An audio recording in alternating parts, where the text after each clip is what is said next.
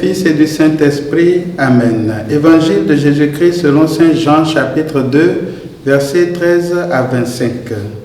Comme la Pâque juive était proche, Jésus monta à Jérusalem. Dans le temple, il trouva installés les marchands de bœufs, de brebis et de colombes et les changeurs.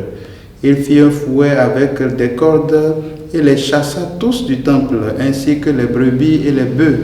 Il jeta par terre les monnaies des changeurs, renversa leur comptoir et dit aux marchands de colombes: enlevez cela d'ici, cessez de faire de la maison de mon Père une maison de commerce.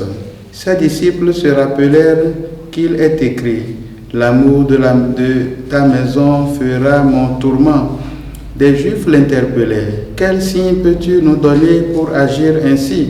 Jésus leur répondit: détruisez ce sanctuaire et en 3 jours je le relèverai. Les Juifs lui répliquèrent: il a fallu 46 ans pour bâtir ce sanctuaire, et toi, en 3 jours tu le relèverais? Mais lui parlait du sanctuaire de son corps. Ainsi, quand il se réveilla d'entre les morts, ses disciples se rappelèrent qu'il avait dit cela. Ils crurent à l'Écriture et à la parole que Jésus avait dite.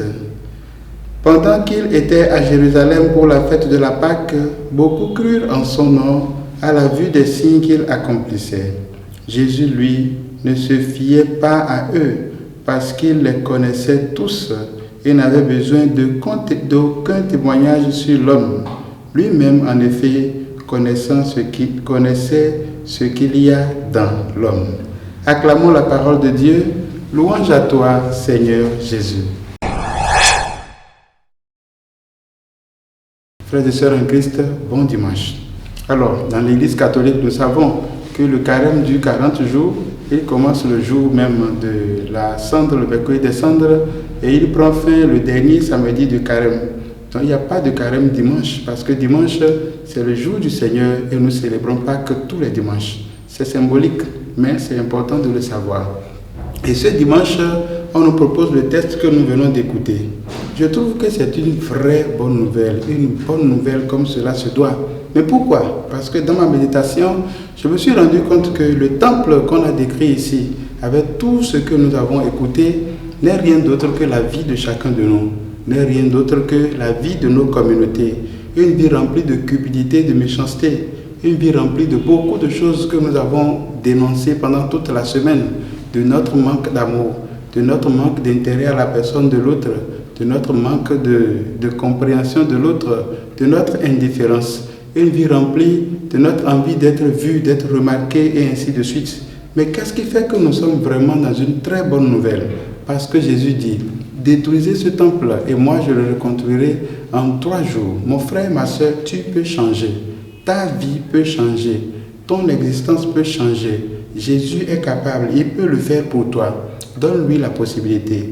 Ouvre-lui ton cœur, il est là à la porte en train de frapper. Ouvre-lui la porte et tu verras qu'il peut tout changer. Certainement, tu regardes en arrière et tu découvres ta vie comme ce temple-là dans lequel on a installé des marchands de brebis et de bœufs.